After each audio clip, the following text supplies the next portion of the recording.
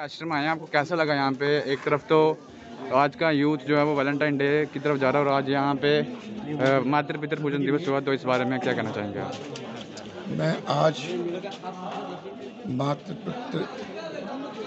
पूजन दिवस जो यहाँ बड़ी ही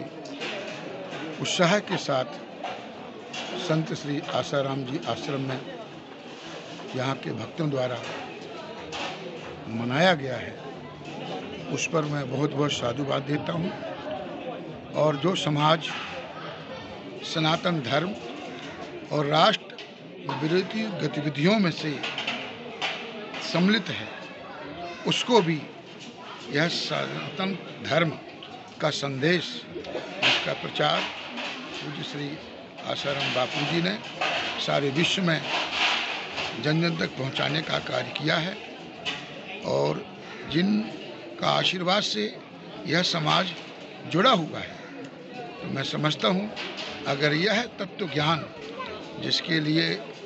हर व्यक्ति ललायत होता है, अगर शुद्ध हृदय में, शुद्ध मानसिकता की सोच में यह संदेश जाए, तो मैं समझता हूँ सभी लोग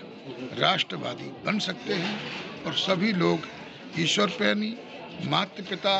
भक्त बन सकते हैं, क्योंकि माँ से बड़ा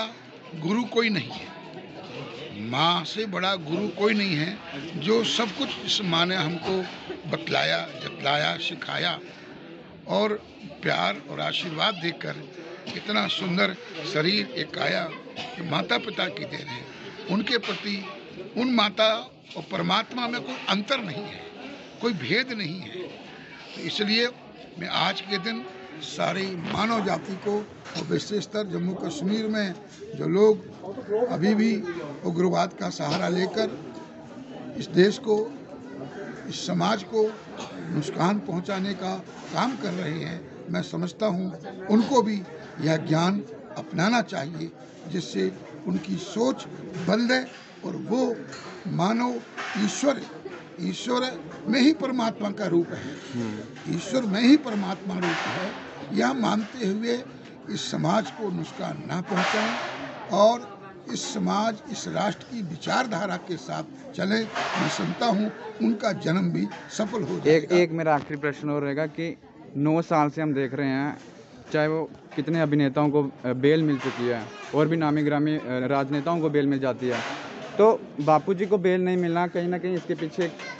षड्यंत्र है, या क्यों नहीं दी जा रही है उनको बेल? बेल मिलना तो सबका अधिकार होता है। जिस प्रकार का षड्यंत्र, साजिश के तहत पूज्य संत श्री आसाराम बापू जी को अपमानित किया है, कलंकित किया है और कानून के शिकंजे में फंसाया, यह सब हम भारतीयों के लिए बहुत ही शर्म की बात है। बापू जी ने, मैं भी जब वो जम्मू आए थे तब से ही मेरा उनके साथ वास्ता रहा है, क्योंकि मैं अखाड़े से हूँ और महामंडलेश्वर हूँ, तो कुंभ में अनेक मर्तबा बापू जी से मेल भी हुआ है, जम्मू में भी हुआ है। और जिस प्रकार का कुचक्र के द्वारा सनातन धर्म को, संतों को कलंकित किया, बदनाम किया, ये बहुत बड़ी दुख की बात है। और भारत सरकार को इस पर गंभीरता से संज्ञान लेना चाहिए कि जिन संतों ने